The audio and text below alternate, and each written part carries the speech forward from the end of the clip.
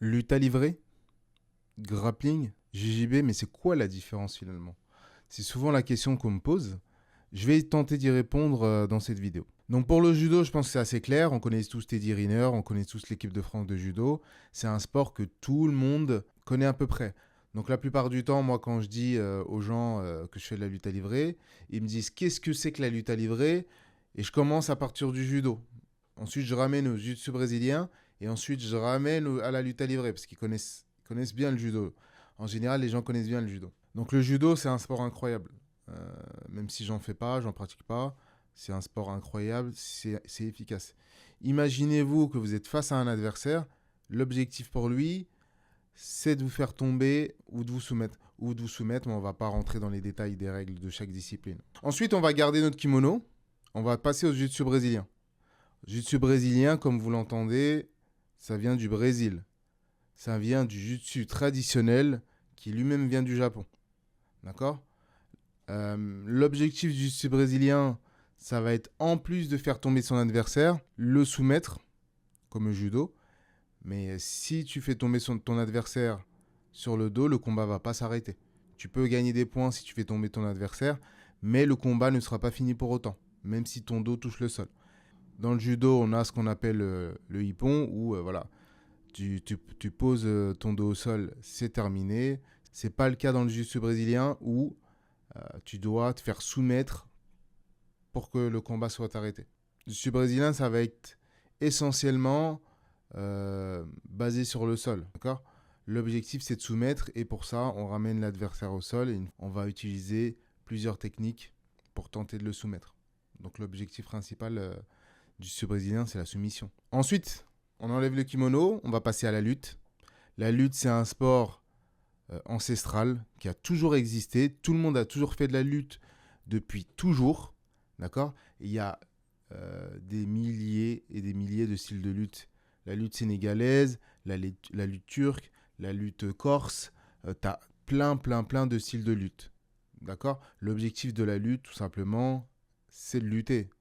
C'est de projeter son adversaire, c'est de le faire tomber.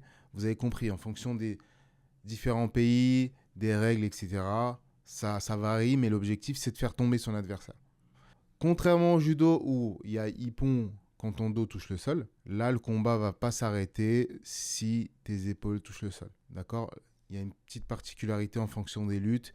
Il y a la lutte gréco-romaine où tu peux uniquement attaquer le buste. Tu as la lutte libre où tu peux attaquer tout le corps. Tu as des règles en fonction de chaque style de lutte qui vont énormément varier. Mais l'objectif, c'est de faire tomber. Il n'y a pas de soumission. D'accord? Tu n'as pas le droit de soumettre ton adversaire. L'objectif, c'est de faire tomber et de maintenir plus de 3 secondes, il me semble. Donc, si tu maintiens plus de 3 secondes, tu as gagné le combat. Tu dois maintenir ton adversaire les deux épaules collées au sol plus de 3 secondes. D'accord? Contrairement au judo où à peine ça touche, c'est terminé. Là, tu as encore moyen de t'en sortir. Donc, la lutte, pour moi, c'est the sport ultime. C'est la base de tous les sports, c'est la lutte. Pour moi, hein. Pour moi, s'il y a un sport à retenir, c'est la lutte. Personnellement, pour moi, c'est un sport incroyable. C'est un sport incroyable. On va passer maintenant à la lutte à livrer.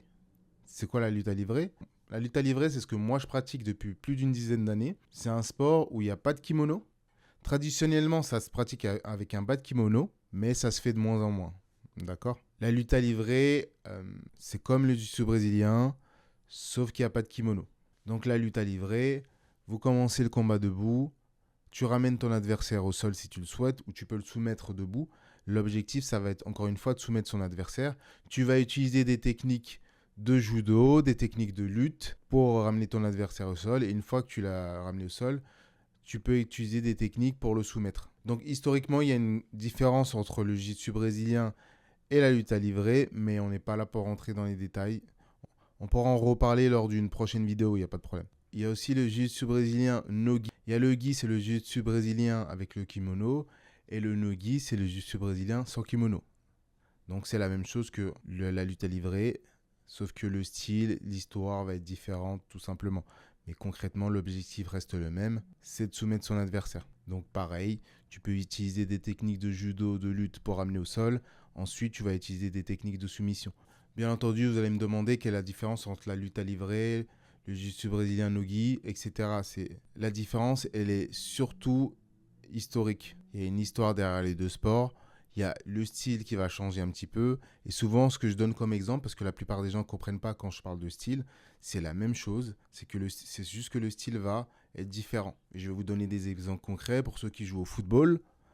Vous avez le style du football anglais qui va être très physique, avec un rythme très soutenu. Et vous avez le style espagnol où ça va bien jouer au ballon. C'est à peu près la même chose. Donc c'est le même sport, c'est le football, mais ça joue avec un style différent. C'est la même chose. Nous, en lutte à livrer, on a plus un style de lutteur. On attaque un peu plus les jambes, la guillotine, etc.